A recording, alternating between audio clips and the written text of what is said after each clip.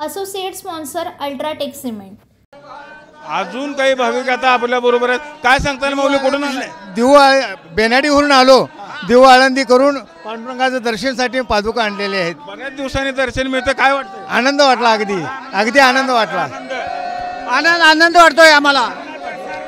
बेनाडीवरून लातूर, काय वाटतं दर्शन मिळतं? आनंद अगदी आनंद किती आनंद। भेट मिळाली, वाढदिवस होता, त्या वाढदिवसाची भेट मिळाली आम्हाला आणि परवा दिवशी सेवेतून निवृत्त झालो आणि आज पांडुरंगाचं दर्शन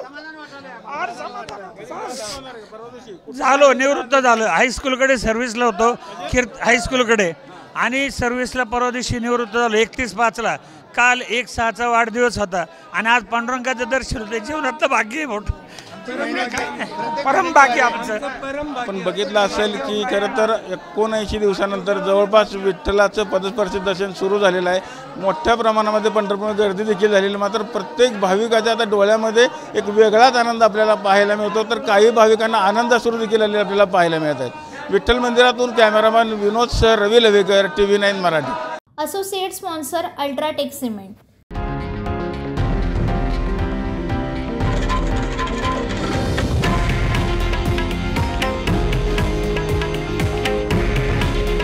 हे आहे देशातील नंबर 1 न्यूज नेटवर्क आणि आपण पाहत आहात TV9 मराठी। काळजी तुमची, हित महाराष्ट्राचं।